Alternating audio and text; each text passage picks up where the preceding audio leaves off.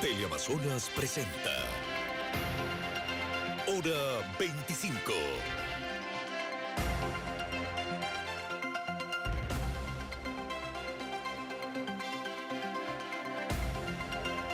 Saludos cordiales, muy buenas noches, gracias por acompañarnos. Este es el programa Hora 25. Las luchas femeninas se expresan en distintos lugares del mundo. Hay países y regiones que han avanzado más que otros. Los derechos de las mujeres deben ser visibilizados, planteados, discutidos. Las causas de las mujeres tienen que ver con aspectos culturales, sociales y políticos. Hay temas que se deben resolver, por ejemplo, los derechos de la mujer están relacionados con la educación, la vida libre de la violencia, la participación política, el desarrollo, la salud, el trabajo, la sexualidad, los derechos reproductivos. Las mujeres son la mitad de la población mundial y tienen los mismos derechos que los hombres. Esta proclama de las Naciones Unidas evidentemente no se cumple. No es posible que sean víctimas de maltrato, que vivan con el miedo de ser agredidas sexualmente, que sean discriminadas en el trabajo. Las mujeres sufren discriminación salarial, son excluidas en el acceso a los recursos económicos y de producción. Hay países como Yemen, Somalia, Irán, Irak, entre otros, en donde las mujeres están supeditadas al deseo y control masculino. Son más de veintena de países en el planeta que siguen practicando, por ejemplo, la mutilación genital femenina. Este tema se encuentra sin duda en la actualidad por la ocupación que se produjo en Afganistán por parte del movimiento talibán, cuyas prácticas en torno a la mujer son quizás las más atrasadas y dantescas del planeta. En el orden local, las redes sociales se han agitado la semana que concluye a partir del último programa de Hora 25. Bien vale entonces tratar y poner el tema en debate. Es sin duda un asunto extremadamente sensible y por ello lo ponemos aquí en Hora 25 en Teleamazonas. Aquí empezamos. Belén, buenas noches. Buenas noches, Andrés, amigos televidentes, bienvenidos a un nuevo programa de Hora 25. Empecemos con un tema que hoy genera preocupación, que enciende las alarmas especialmente de las mujeres del mundo. El retorno del talibán al poder en Afganistán genera temor entre miles de afganos que tienen el recuerdo aún vivo de las violaciones a los derechos humanos que se cometieron durante el régimen talibán entre 1996 y 2001. La Sharia o ley islámica era aplicada de manera feroz bajo la interpretación de los talibanes. Es así que se producían ejecuciones públicas, lapidaciones, latigazos y otro tipo de castigos. Pero sin duda las mujeres son las que se llevaron la peor parte en ese momento y por eso ahora están entre los grupos más preocupados por lo que puede venir con el regreso de los talibanes. Veamos más en el siguiente video.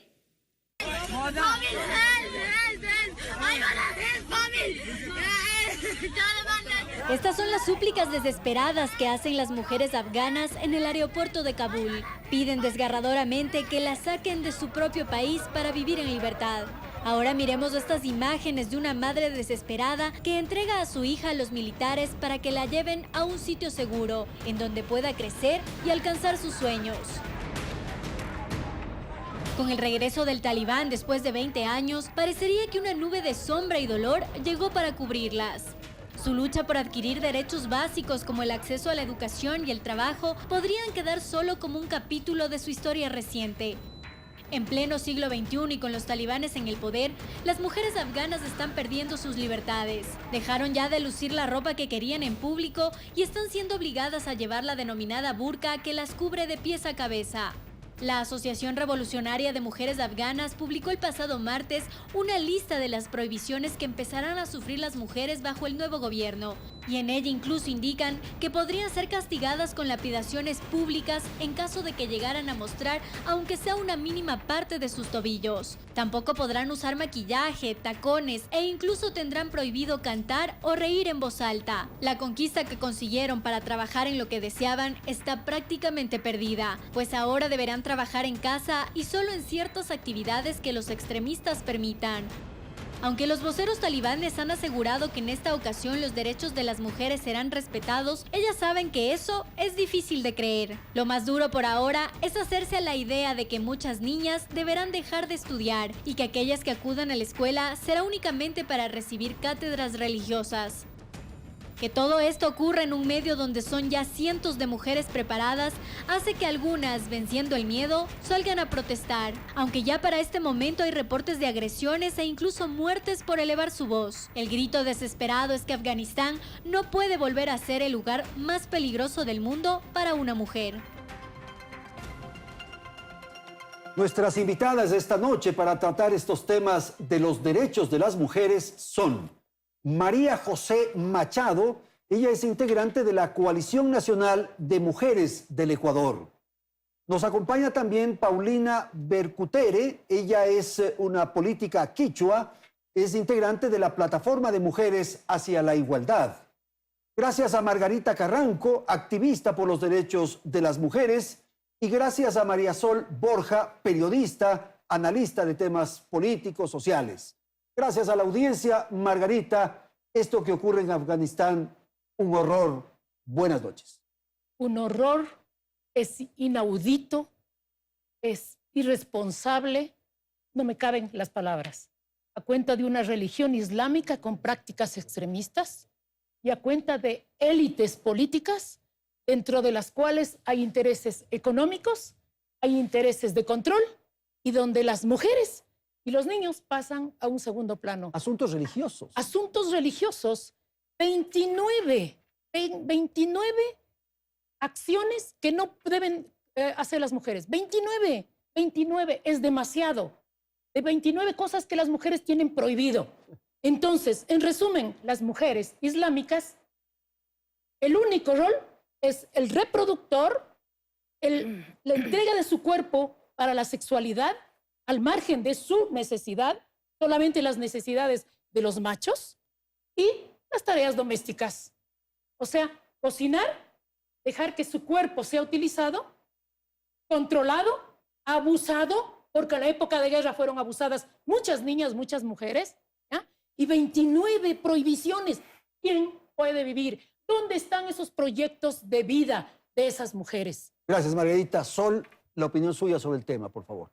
Esta es como el extremo de esta sociedad que odia a las mujeres. Lastimosamente, ahorita solo vemos con horror lo que pasa en Afganistán, pero el primer semestre de este año hubo 68 femicidios en Ecuador.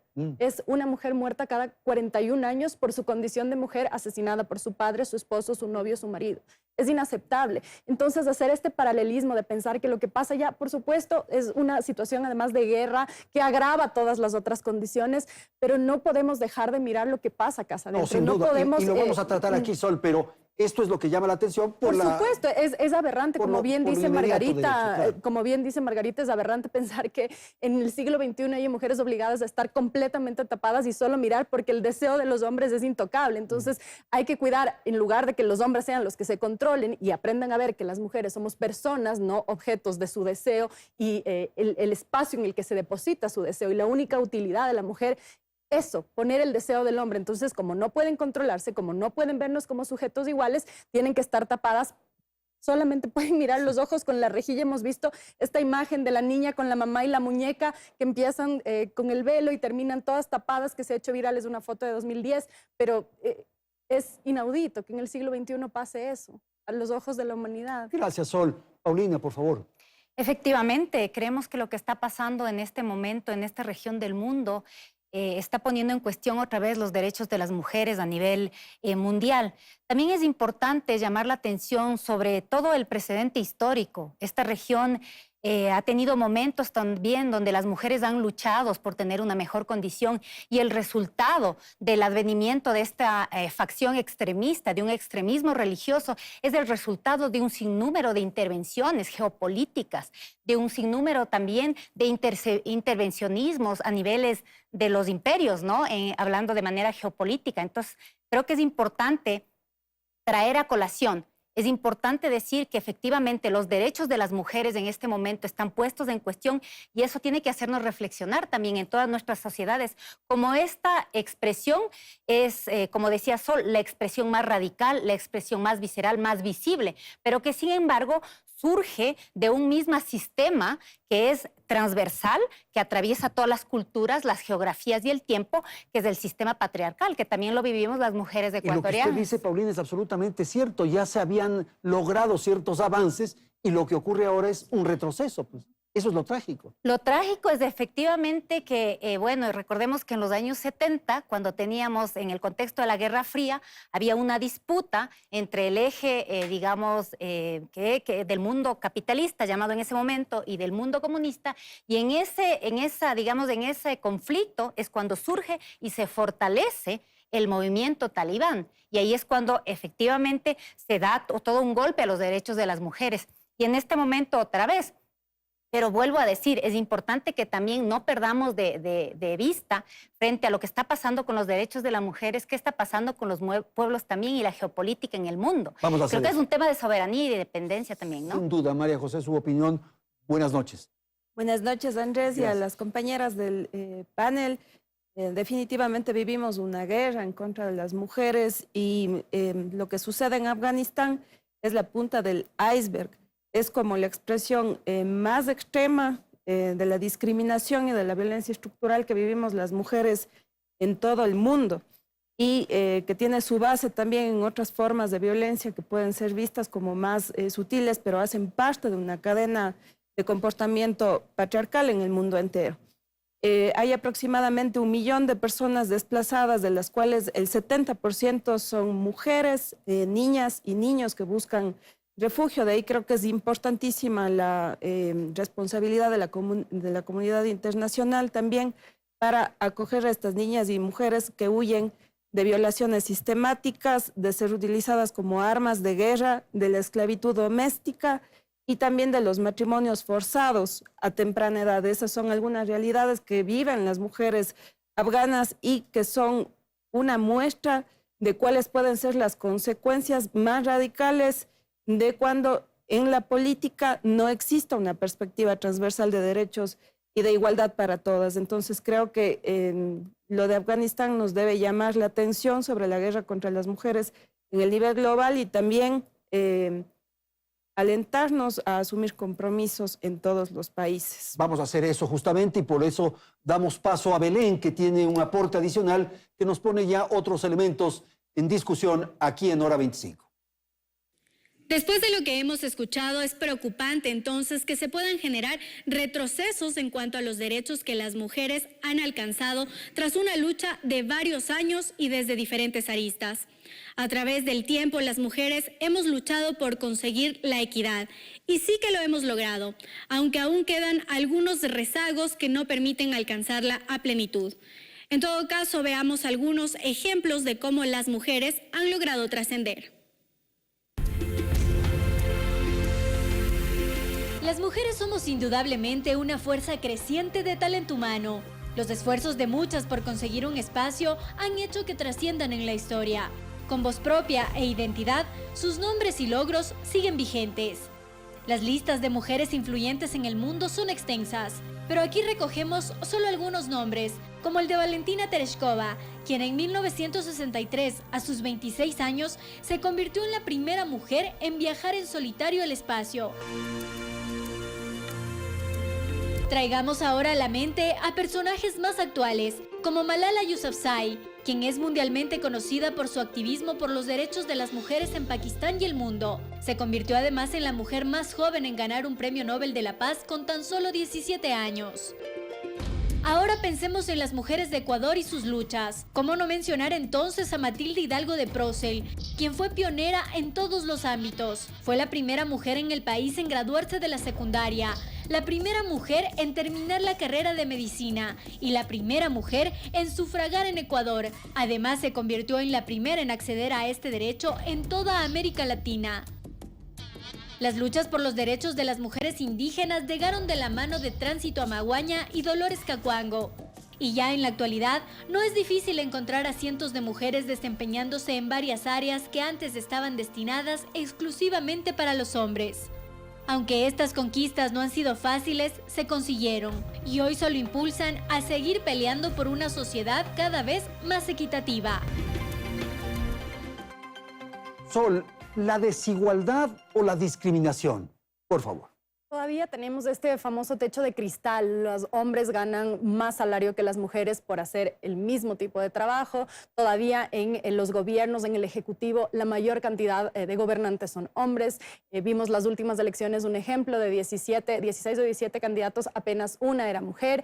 Hay un poco menos desigualdad, un poco menos en el ámbito legislativo, pero todavía falta mucho camino por recorrer. Es decir, que sea noticioso que haya una mujer que haya logrado ser astronauta demuestra justamente cómo había esa desigualdad, porque finalmente si es que hubiera habido equidad, pues no era nada del otro mundo y no había nada que reportar allí, o la primera mujer que vota, o la primera mujer que se convierte en presidenta de la República. Cuando tuvimos aquí la primera mujer que se convertía en presidenta de la Asamblea, era noticia, lastimosamente, ya en pleno siglo XXI. Entonces eso sigue demostrando, en lugar de demostrar que las luchas, en efecto, las luchas han funcionado y hay que continuar, pero sigue demostrando cuánta desigualdad hay ahí, las oportunidades de las niñas, esta famosa brecha que hay en los niños cuando están en la escuela y se rompe el interés por la ciencia llega hasta un punto. Entonces, hasta ese punto, a las mujeres las desincentivan y ellas salen de este espacio para poder jugar los juguetes, las muñecas, las cocinitas, etcétera. Todavía eso está muy arraigado y está arraigado en todos nosotros porque todos hemos crecido en una sociedad machista. Ok, María José,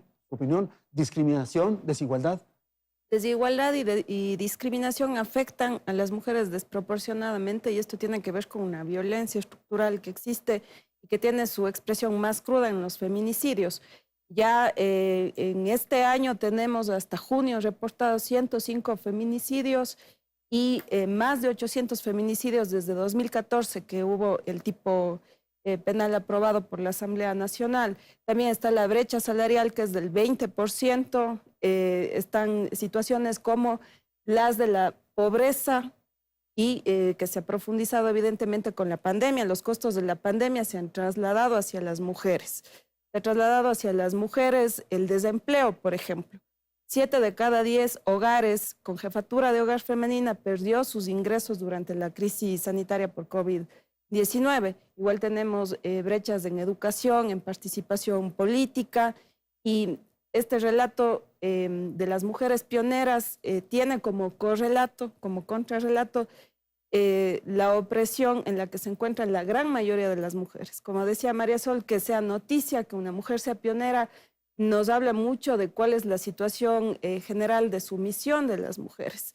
La mayoría de las mujeres están en este momento en el país desempleadas, viviendo violencia, con problemas graves en el acceso a la justicia, a la salud sexual y salud reproductiva, a la participación y también a la autonomía económica. Okay. Margarita, ya María José pone otro elemento en la conversación que es la violencia, ¿no es cierto? Y eso vinculado con la justicia, por favor. Claro, el tema de la violencia, inclusive en la etapa de pandemia, subió de nivel. Decir que del 911 cuando llamaban, ¿cómo llamaban? Cuando yo hablé con el señor Juan Zapata a preguntar... De las casas llamaban a pedir auxilio. Del baño y del closet. Tenía que esconderse porque el agresor estaba dentro de casa. Y también el tema de niños, niñas y adolescentes. La persona que acosaba sexualmente a su hijo estaba dentro de casa.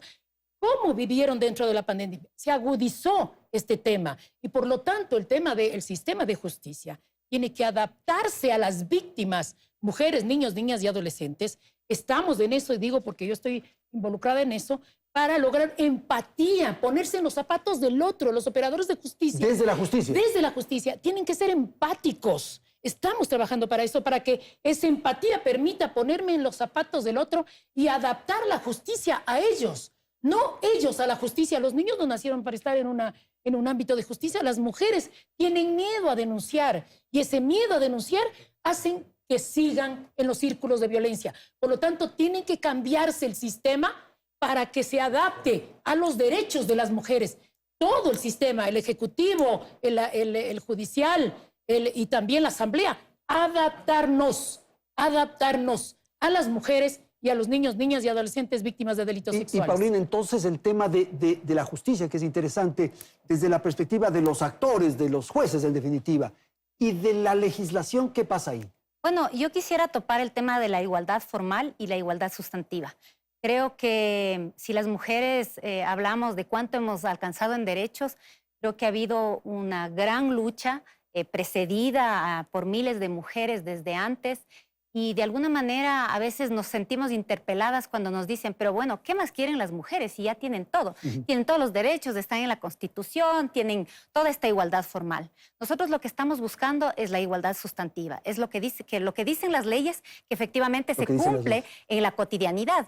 Y lo que también decimos, y eso en ese sentido los feminismos populares, los feminismos que se han gestado aquí en estas tierras de Abya Yala, en Latinoamérica, es traer una luz sobre cómo las mujeres de manera diferenciada vivimos la violencia, vivimos la exclusión económica, vivimos un sinnúmero de exclusiones y de discriminaciones históricas.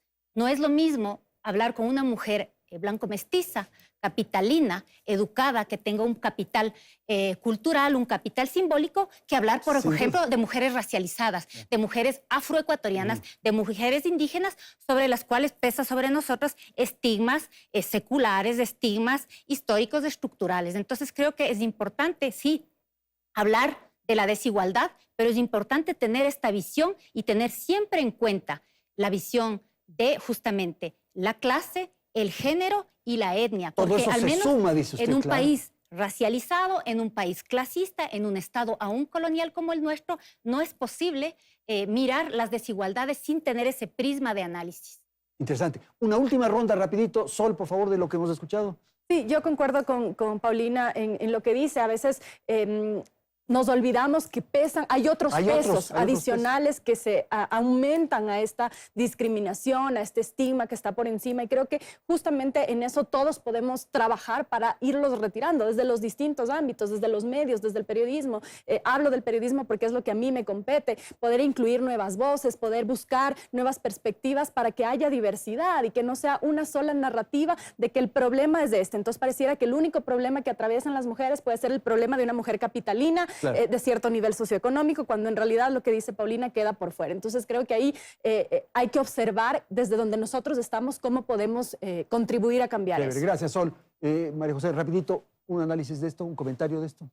Sí, efectivamente, es un mandato constitucional alcanzar la igualdad sustantiva, es decir, que lo que dice la Constitución sea hecho en la práctica.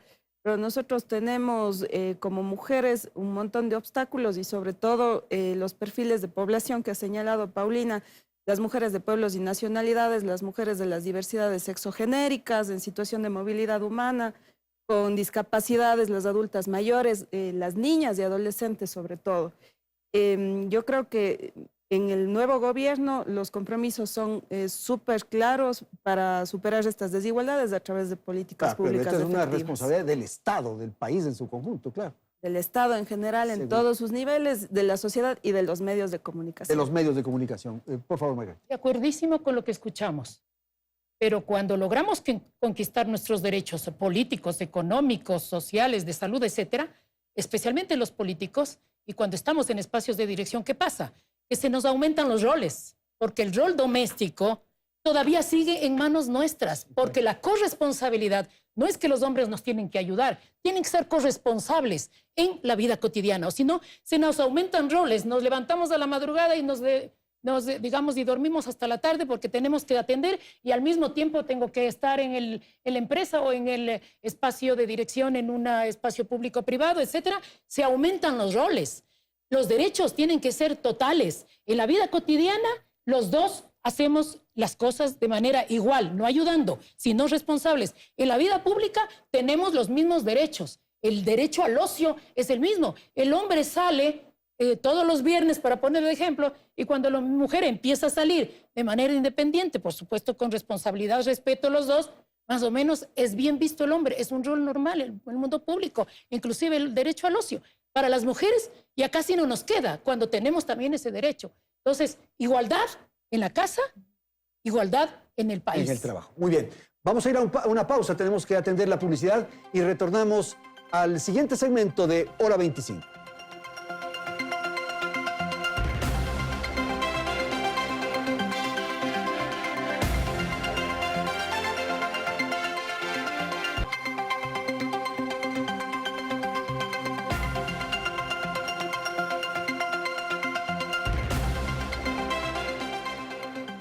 Gracias por continuar en nuestra sintonía. Como mencionábamos antes, aún quedan algunas luchas por conquistar.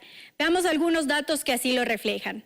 El índice global de brecha de género, que tiene como objetivo medir en 153 países del mundo la paridad entre hombres y mujeres en 4 áreas: salud, educación, economía y política, demuestra que en Ecuador la brecha alcanza el 72,9%, situándose en el puesto 48.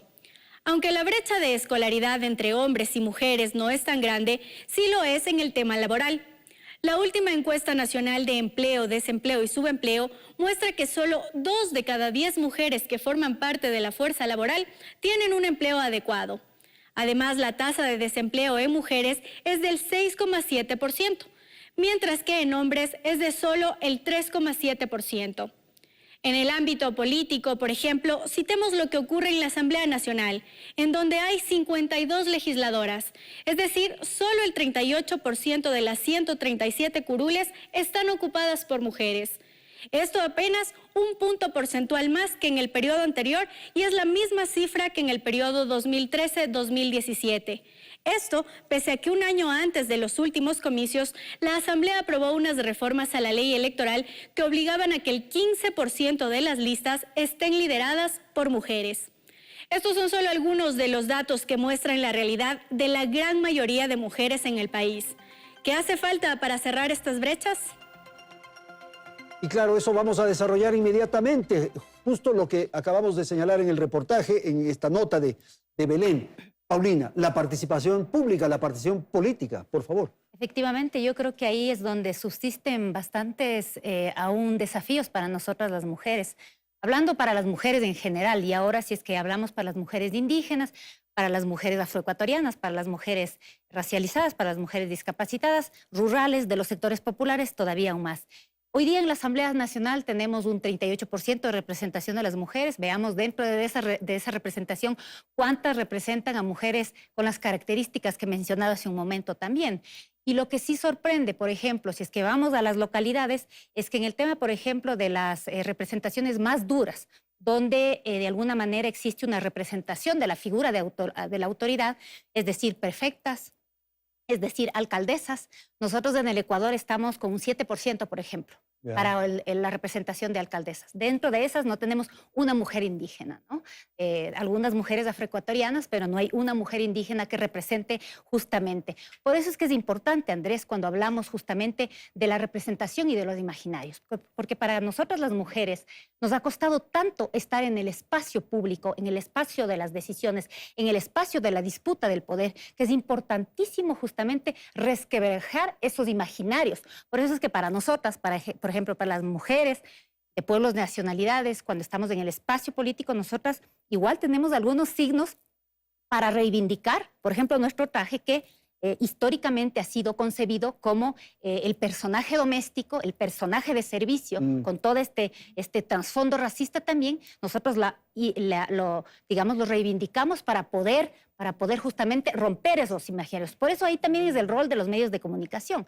El rol de los medios de comunicación es fundamental para no reproducir esos estereotipos que vienen de siglos. Es decir, no reproducir que nosotras las mujeres racializadas, las mujeres afroecuatorianas, las mujeres indígenas, pertenecemos al espacio íntimo, al espacio del cuidado, al espacio socialmente desvalorado, a la cocina y a las labores de crianza, que sí las reivindicamos, porque también es una dimensión que queremos reivindicarla, también politizarla como debe ser. Pero no es la única definición que nos define, vuelvo a decir, como mujeres. Ok, Margarita. Sí, yo estoy de acuerdo con eso. El tema también es importante mencionar que las mujeres están en la economía informal, la mayoría, porque el número de mujeres, creo que hemos subido, me atrevo a decir que el 40% de jefaturas de hogar, porque desgraciadamente se quedan en la casa, tienen problemas y rollos, prefieren separarse, se separan, se quedan de jefas de hogar, abandonadas por el marido, conviviente, cual sea, y quedan, lo único que les queda, porque el tema del empleo con los hijos en casa se les hace difícil. Entran a la economía informal, donde no hay reglas, donde al menos en etapa de pandemia quedaron en su casa sin tener recursos económicos para vivir y sobrevivir. Entonces creería yo que ya la Constitución del Ecuador es la mejor en materia de género a nivel de América Latina, pero en la práctica todavía nos queda harto por trabajar. Las luchas feministas que hemos tenido en las calles, el Ecuador ha tenido unas luchas feministas desde los años 70, 80, hay generaciones de feministas. Unas somos más institucionalizadas. Hay que luchar porque las políticas públicas en el Ejecutivo sean ya no de acciones positivas, de igualdad directo, porque ya nos cansamos de las acciones positivas. Acciones en el tema de la política. Tenía la ley de cuotas, una cuota para las mujeres, una cuota. Si tenemos los mismos derechos, hasta que tenemos la ley de igualdad. O sea, ya tenemos la igualdad política, pero en la práctica, lo que acaba de decir, no existe todavía. En la práctica, en unipersonales, estamos bajísimos en porcentaje. Y en el tema plural, como consejos, como asamblea, un poco más, pero en los gobiernos locales también existe carencia, porque además, cuando se conforman las listas, el primero de la lista es hombre. Y entonces en las elecciones terminamos con más hombres que mujeres. Sol, por favor. Creo que es importante el tema también de estructura de los partidos políticos, ¿no? Muchas participantes políticas, militantes, hablan de esto y dicen hay un problema porque usualmente el líder es un líder hombre y se designan no por procesos realmente democráticos, sino porque es el amigo, el primo, el pariente. O sea, todavía hay estas estructuras que no funcionan y que excluyen y no permiten que haya pluralidad, por un lado. Por otro lado, quiero retomar lo que decía Margarita sobre las labores domésticas. Hay datos del INEC que son alarmantes. 15.4% de los hombres, apenas 15.4% participan en tareas domésticas. El resto lo hacen las mujeres. 13.7 hombres preparan la comida. El resto lo hacen las mujeres. Permisos de maternidad y paternidad. Cuando un bebé nace, producto de una pareja, la mujer tiene 3 meses de permiso, el hombre 10 días. ¿Eso qué quiere decir? Que los cuidados, ¿a quién le corresponden? A la mujer. Están normalizados eso. Creo que es hora también de debatir la participación de las empresas en esto. En la campaña electoral que pudimos conversar con algunos candidatos, les preguntábamos qué propuestas tenían para romper estas brechas y generar participación de los hombres, cómo las empresas también pueden contribuir, porque decían el IES, ya sabemos todos los problemas que tiene, es insostenible, ok, entonces, ¿qué se puede hacer? ¿Cómo esta discusión puede entrar y permear en los distintos ámbitos para dejar de normalizar que somos las mujeres las que estamos a cargo de las personas adultas mayores, los niños pequeños, si hay una discapacidad, las personas que los cuidan somos las mujeres, no los hombres. Los hombres tienen este rol que además también tiene un peso sobre ellos porque no les permite tampoco disfrutar su paternidad a tiempo completo e involucrarse en lo que significa ser padre. Tú hoy en los trabajos le dicen, me voy a verle a la guardería a mi hijo, pero ¿y la mamá? Entonces eso está súper normalizado. Creo que es momento también de hablar de estos espacios y de la responsabilidad que tienen los distintos actores en generar estas condiciones ya en la vida real, porque en el papel puede haber mucho, Claro. ¿no? María José, sin perjuicio de analizar esto que han dicho sus colegas, sus compañeras del panel, quisiera entrar un poco ya al tema de la violencia, la integridad corporal, la autonomía de la mujer, la autonomía física, la situación psíquica, en fin, por favor. Bueno, en nuestro país 7 de cada 10 mujeres hemos sido víctimas de algún tipo de violencia y 4 de cada 10 víctimas de violencia sexual. 7 niñas dan a luz diariamente en nuestro país. Fiscalía estima que hay alrededor de 2.000 niñas que son embarazadas anualmente entre 10 y 14 años. Siempre por violación, porque en ese rango etario el embarazo siempre es resultado de una violación, de un delito. El Ecuador es el país con la tercera tasa más alta de embarazo en niñas y adolescentes en la región latinoamericana y es un país que ha condenado durante años a las mujeres víctimas de violación sexual, a las niñas, a parir los hijos de sus violadores y a ser presas. Por eso, ¿quiénes son los agresores? 65% están en el entorno de estas niñas. La mayoría de víctimas de violencia son agredidas y asesinadas por sus parejas. O sea, las mujeres están más inseguras en casa que probablemente en el parque. Estadísticamente, las mujeres estamos más inseguras con nuestras parejas y en nuestras casas, con nuestros padres, con nuestros hermanos. pero también experimentamos en los espacios públicos fenómenos como el acoso callejero o situaciones como la violencia de género en la vida política cuando decidimos hablar, participar, o la violencia digital cuando nos expresamos en redes sociales. La violencia se da en los ámbitos público, privado, educativo, laboral, ginecobstétrico, y es una pandemia que nos afecta a las mujeres de manera irreversible, que afecta a nuestros proyectos de vida. 4.608 millones de dólares anuales le cuesta al país la violencia contra las mujeres y 50% de ese costo es trasladado a los proyectos de vida de mujeres y niñas. Tiene un costo económico, digamos. Tiene un costo elevadísimo, sí. Y eso que no hablamos de los costos emocionales, psicológicos para las mujeres. Claro, porque eso es casi imposible cuantificar, pero hay un costo, ¿no? Hay un costo enorme, entonces el Estado ecuatoriano se ahorraría ese dinero, si hablamos en términos económicos, que es con lo que a veces podemos convencer. 4.608 millones de dólares anuales le cuesta al país la violencia contra las mujeres. El 50% de ese monto se traslada a nuestros proyectos de vida, lo cargamos las mujeres y niñas sobre nuestros hombros. Y el país ahorraría ese dinero si nos importa la reactivación económica, invertir en prevención de violencia contra las mujeres y del embarazo adolescente no deseado, curioso, ¿no? Haría que todo ese dinero se pueda invertir en el avance de nuestros derechos y no en reparar nuestras vidas rotas por la Margarita, violencia. La violencia, la agresividad contra la mujer, el tema del cuerpo que estuvimos hablando, la integridad del cuerpo. Es terrible, la violencia es la máxima expresión, al menos el femicidio es la máxima expresión de la violencia. Y en esto, con la sociedad civil hemos trabajado y el Consejo de la Judicatura, del cual soy parte, lanzó la semana anterior el instrumento de medición de tiempos procesales, ¿ya? O sea, ya la ciudadanía puede entrar a este instrumento para ver cómo está el caso de, porque o si no, nos salimos marcha, movilización frente a la unidad judicial para pedir que no se caiga el proceso, etcétera, etcétera, y ahora tenemos este instrumento para la ciudadanía, para las organizaciones de mujeres, para las propias usuarias, de familiares de sus hijas que han sido asesinadas. Pero entras Margarita, a este lo ideal instrumento. es no llegar a la justicia. Lo ideal es que no hayan los... Tenemos que pensar que más allá de la justicia, si prevenimos y tenemos recursos para la prevención que son menos costosos, un caso que llega al sistema de justicia es carísimo.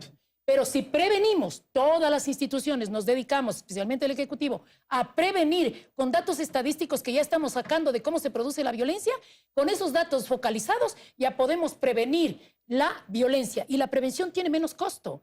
Pero sobre todo hay un tema que me gustaría mencionar aquí.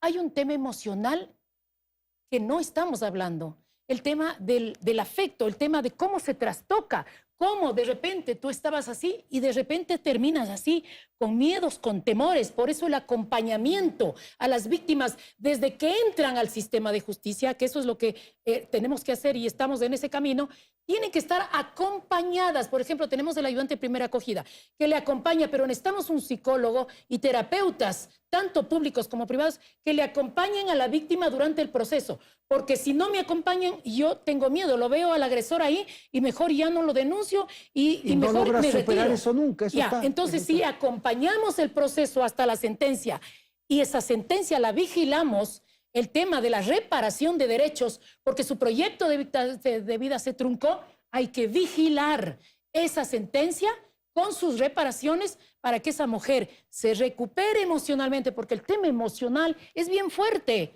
Se recupere emocionalmente y recupere su proyecto de vida. Entonces, en este proceso inclusive hay el de la suspensión condicionada, tiene otro nombre, yo no soy abogada, del proceso, donde cuando hay niveles de violencia bajos y medios, el hombre reconoce que cometió ese error y tiene la posibilidad, si ella lo admite y si ella lo desea, el juez determina, poniéndose las partes, a recuperar con la terapia psicológica y terapéutica para ella, para él y para el entorno familiar, porque hay violencia indirecta que la tienen los niños. Los otros. Sí.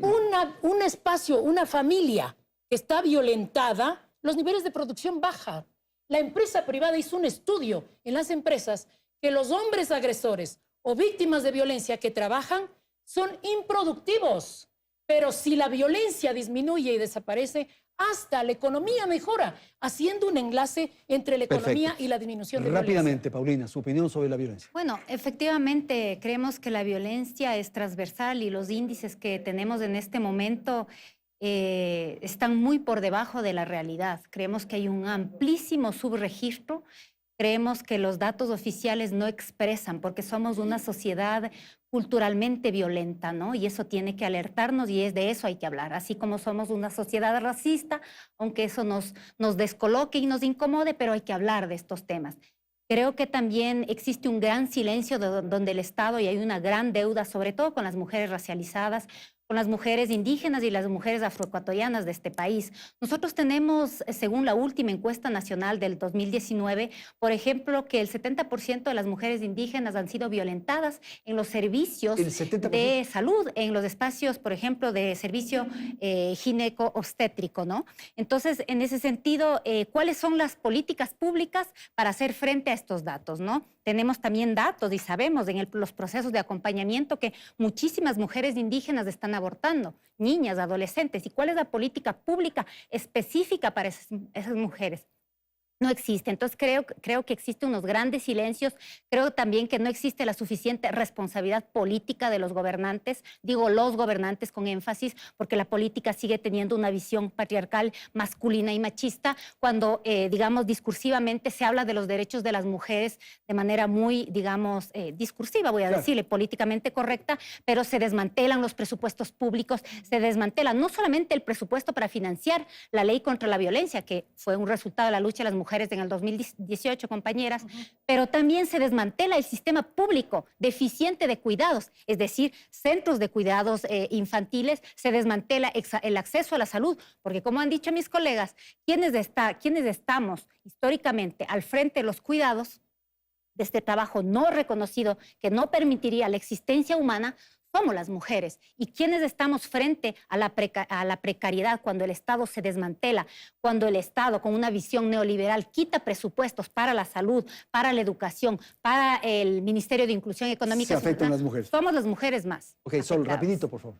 Me parece fundamental lo que han dicho. Creo que hay que repensar en el proceso de revictimización dentro de la justicia, porque estamos hablando de cuantificar. Las cifras que dio María José hace un momento no son compatibles con las de la Fiscalía. La Fiscalía dice que hay 474 mujeres asesinadas desde que se tipificó el femicidio, y no estamos considerando también que hay hijos de esas mujeres cuyos proyectos quedan truncados también. Hay 357 hijos, según datos de la Fiscalía también, sin contar los hijos de 135 casos, hijos menores de 18 años que tienen problemas graves psicológicos porque algunos han presenciado el asesinato de sus madres, otros han escuchado los comentarios alrededor de eso, y son vidas truncadas. A partir de ese momento, ¿qué hace el Estado con respecto a esos niños y la reparación que hay para esos niños, por un lado?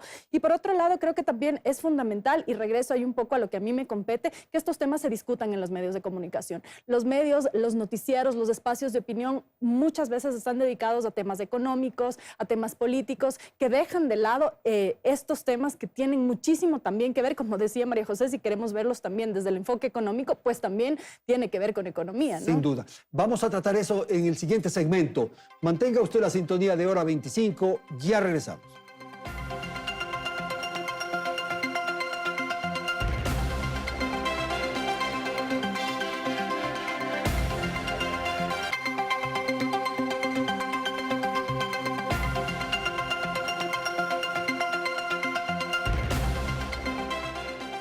Vamos a terminar, este es el segmento final del programa y vamos a tratar un tema de carácter cultural, de simbolismos, de expresiones, de comportamientos que tenemos los seres humanos.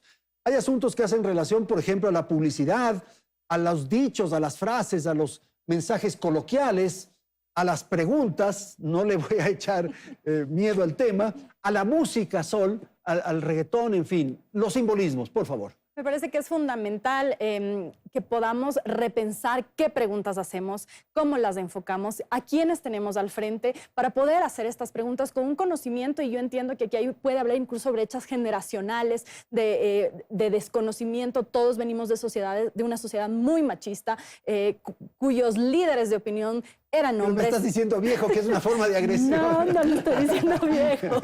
Entiendo que puede haber, como conversábamos con algunos colegas periodistas a propósito de la famosa pregunta a Nancy, y decían, yo no necesariamente veo que esté mal una pregunta así. Bueno, ahí hay mucho para debatir desde la libertad de expresión, etcétera, pero sí me parece que hay que considerar esto, los contextos. Una pregunta de si sabes cocinar a una mujer, a una medallista, a una mujer afroecuatoriana, no necesariamente tiene el mismo peso que si se la hace a un director técnico, que mucha gente Ya, no ve pero esas no es que voy a sutilezas. discutir, pero me parece que ese es un tema de este tamaño, Sí, chiquitito. claro, por supuesto. Pero, por ejemplo, lo que ocurre con la música es toda una supuesto. tendencia en el reggaetón. Margarita, tú escuchas, en el reggaetón hay una agresión, la publicidad hay una agresión. Es que es lo que decía hace un momento Paulina también, los roles que la música, que los programas de televisión, que el cine le otorga a las mujeres. Entonces, si la mujer es el objeto del deseo, que hablábamos al inicio, únicamente el objeto del deseo, entonces, claro, aparece junto al carro maravilloso, descapotable, la mujer en bikini, la mujer con ciertas características, que además te está diciendo, tú tienes que ser esa mujer. Para ser una mujer deseada, valorada, exitosa, tienes que tener estas características, medir este tamaño, tener estas medidas en tu cuerpo, tener este color de pelo, estas facciones en tu cara, y eso es una contribución que se hace desde la cultura, los medios, el cine, etcétera. Por eso me parece que es importante desde las repensarlo. bromas, los chistes de doble sentido, en fin, por favor, Paulina. Totalmente. Yo creo que el lenguaje no es neutro. El lenguaje está cargado de sentidos. El lenguaje tiene una historia. Y quien formula discursa también. No es lo mismo que usted haga una pregunta, digamos usted, un hombre capitalino, blanco mestizo, educado, con ciertos privilegios, a una mujer afroecuatoriana, a una mujer indígena, sobre la cual pesa una historia y un estigma de haber sido durante siglos secularmente la encarnación del personaje de servicio. Eso hemos sido las mujeres indígenas y las mujeres afroecuatorianas en este país durante siglos. Pero Paulina, Estamos no hay la cambiando. posibilidad de estar muy sutil ahí. Estamos cambiando. Yo creo que, vuelvo a decir, creo que las palabras no son neutras y las personas, los cuerpos que emitimos los discursos tampoco. Por eso yo creo que tengamos esta discusión es muy saludable. Eso quiere decir... yo me someto a esto, no me queda Eso más quiere remedio. decir que las cosas están cambiando, que las mujeres, que los feminismos hemos hecho que esto se discuta aquí y en las redes sociales, que esto se discuta aquí y que haya la posibilidad de que los medios de comunicación, de que ustedes, los y las periodistas también puedan tener un enfoque que necesariamente tenga que ver con este enfoque que yo he insistido mucho en este espacio, el enfoque de género, el enfoque de clase y el enfoque étnico, porque eso somos en este país. Los simbolismos, por favor. La pregunta a la que hacemos alusión reforzaba estereotipos de género, entonces creo que es un momento pedagógico muy importante porque nos trae al debate la eso puede ser lo responsabilidad de positivo los en medio del medios problema, de ¿verdad? comunicación Que sea pedagógico. en la creación y en la recreación de imaginarios y de estereotipos de género. Entonces, los líderes de opinión tienen una responsabilidad reforzada también para visibilizar los temas que nos competen a las mujeres. Hay ya un pronunciamiento también de la Defensoría del Pueblo en el sentido de que es inaceptable que en este siglo se sigan reforzando estereotipos de género. Yo creo que las feministas hemos utilizado metodologías como la elaboración de memes, el recurso al sarcasmo, al escrache, incluso como formas contrahegemónicas de resistir frente a una violencia sistemática. Y si eso hace que hoy podamos tener en horario estelar y en este espacio tan importante en el nivel nacional, posibilidad de hablar de violencia simbólica y de refuerzo de estereotipos de género en medios de comunicación, me parece que es sumamente positivo. Y yo le agradezco, María José, eso muchísimo del corazón, porque yo también he sido objeto de la violencia digital. O sea, en el transcurso de la semana ha habido un linchamiento. Y lo que usted señala es, creo, la mejor lección de todo esto, que a partir de esto que se produjo, haya una pedagogía, que todos aprendamos. Que todos aprendamos, que cambie también un poco más la dinámica de los grandes medios de comunicación. Hay estudios muy preocupantes, el 70% de los medios de comunicación en el nivel mundial está en manos masculinas.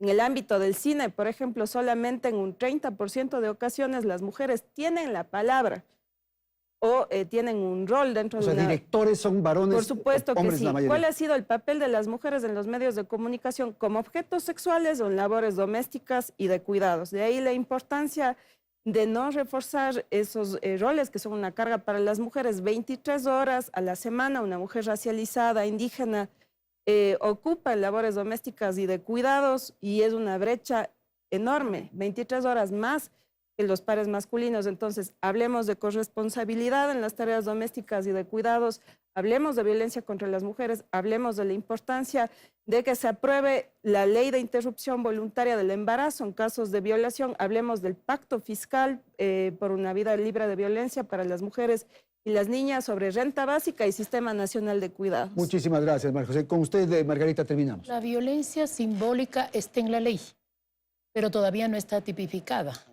Cuando ya la tengamos tipificada, se convierte en un delito y hay que tener cuidado en eso. Pero también la violencia simbólica puede ser un gran instrumento pedagógico para aprender, porque la raíz de esa violencia es cultural. Como está tan naturalizado, el chiste y la broma también está tan naturalizado. Sí. Cuando las mujeres estamos empoderadas, no permitimos el chiste y ya a ver un ratito. Pero hay muchas mujeres que creen que está bien y que como es el hombre el que hizo el chiste, y también nos empezamos a reír sin darnos cuenta. El lenguaje, yo tengo una frase que es hombre público, mujer pública. Significa eso. Tú eres un zorro en la política. Ella es una zorra en la política. Esa misma palabra dicha para el hombre tiene una connotación que dicha para la mujer. El lenguaje, la fotografía, la propaganda, esos elementos simbólicos, si el sistema educativo y la casa los utilizamos de manera pedagógica, les hacemos que se den cuenta los niños y las niñas, los jóvenes y las jóvenes, que eso no está bien y que hay que darle la vuelta. Porque aquí no se trata una bronca de las mujeres contra los hombres, porque desgraciadamente hay un tema bien grave. Decimos los hombres son irresponsables, son femicidas, son asesinos, son violadores, etc. ¿Y qué de los hombres responsables, respetuosos, que están aliados a nuestras luchas? Entonces también la generalización no ayuda, ¿ya? No es una lucha, el feminismo no es una lucha de mujeres contra hombres. Yeah. Es una lucha por la igualdad. La igualdad, ya no, esa constitución no la queremos ver solo escrita. Esa constitución con decisión política. Y la decisión política no es solamente les entiendo, no, pongo plata. Ya está. ¿Ya? Pongo dinero para que se construya política pública. Muchísimas gracias la participación de ustedes esta noche, de haber estado aquí en el estudio central de Teleamazonas para hablar un tema tan sensible como el que hemos tratado. Y claro, también les agradezco por haberme enseñado, por haberme permitido aprender, como decía hace un momento María José. Felicidades, Ecuador. Teleamazonas presentó Hora 25.